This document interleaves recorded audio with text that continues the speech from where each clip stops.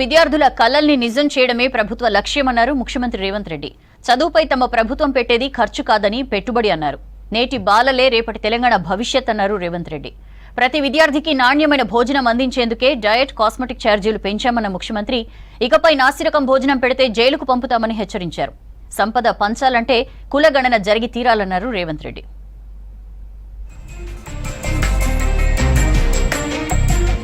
విద్యార్థులకు నాసిరకం భోజనం పెడితే జైలుకు పంపుతామన్నారు ముఖ్యమంత్రి రేవంత్ రెడ్డి.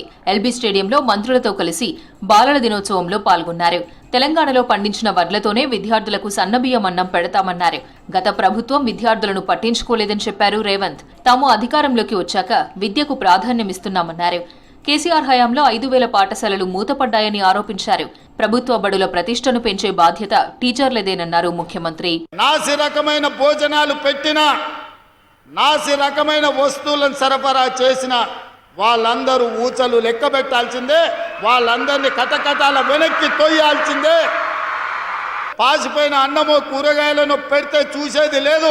సన్న బియ్యంతో మంచి అన్నం, మన తెలంగాణ గడ్డ మీద పండిన వడ్లనే బియ్యంగా మార్చి మా బిడ్డలకు భోజనం పెట్టాలి అని ఈరోజు తుమ్మల నాగేశ్వరరావు ఉత్తమ్ కుమార్ రెడ్డి గారికి ఆదేశాలు ఇచ్చి సన్న వడ్లకు ఈరోజు బోనస్ ఇచ్చి కొనుగోలు చేస్తున్నాం.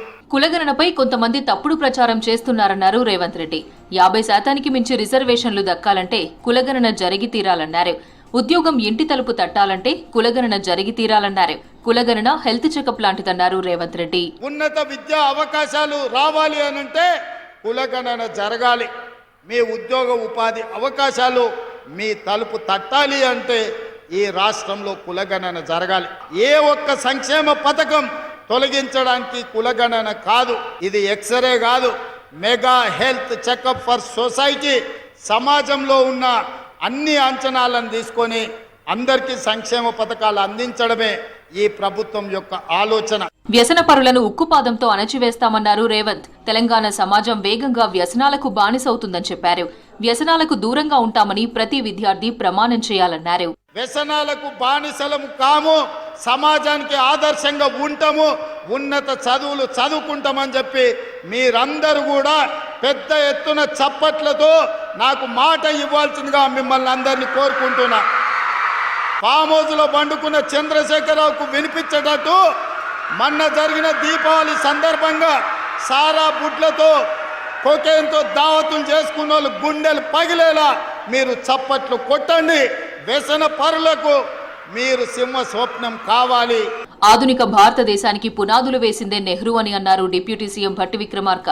5,000 కోట్లతో ఇంటిగ్రేటెడ్ స్కూళ్లు నిర్మించబోతున్నామని చెప్పారు. తెలంగాణ విద్యా వ్యవస్థలో పెను మార్పులు తీసుకొస్తామన్నారు మంత్రి శ్రీధర్ బాబు. 10 ఏళ్లు విద్యా వ్యవస్థను కేసీఆర్ పట్టించుకోలేదన్నారు. అనేక పంచవర్ష ప్రణాళికలు తయారు చేసి రకరకాలైనటువంటి ఆలోచనలతో సైంటిఫిక్ టెంపర్మెంట్ తో ఆధునిక భారతదేశానికి పునాదులు వేసినటువంటి విషయం కూడా మనందరికీ తెలిసిందే. ఈ ఒక్క సంవత్సరంలోనే దాదాపు 5,000 కోట్ల రూపాయలు వెచ్చించి ఇంటిగ్రేటెడ్ రెసిడెన్షియల్ స్కూల్స్ ని కట్టిస్తుందని చెప్పడానికి చాలా సంతోషిస్తూ ఉన్నాం.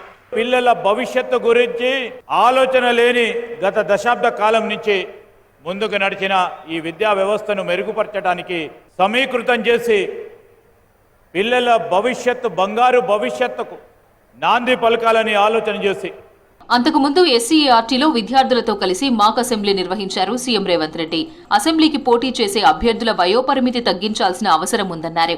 అసెంబ్లీకి పోటీ చేయాలంటే 25 ఏళ్లు నిండి ఉండాలన్న నిబంధనను సవరించాలని చెప్పారు. దీంతో చట్టసభల్లో యువత ప్రాతినిధ్యం వహించే అవకాశం ఉంటుందని చెప్పారు.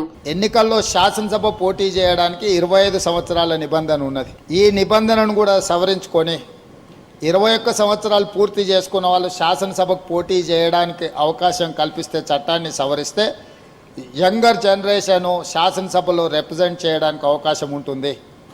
ఈరోజు 21 ఇయర్స్ కంప్లీట్ చేసుకున్న వాళ్ళు ఐఏఎస్లు ఐపీఎస్లు జిల్లా అధికారులుగా పనిచేస్తున్నప్పుడు 21 సంవత్సరాలు పూర్తి చేసుకున్న వాళ్ళు శాసనసభ్యులు కూడా రాణిస్తారని చెప్పి నేను బలంగా విశ్వసిస్తున్నా, నమ్ముతున్నా. బాలల దినోత్సవం సందర్భంగా అంగన్వాడీ పిల్లలకు డ్రెస్ కోడ్తో పాటు ప్రత్యేక పుస్తకాలను సీఎం రేవంత్ రెడ్డి ఆవిష్కరించారు. ఆ తర్వాత వాటర్ స్పోర్ట్స్ అకాడమీలో అవార్డులు అందుకున్న స్టూడెంట్స్ కి చెక్కులను అందించారు ముఖ్యమంత్రి.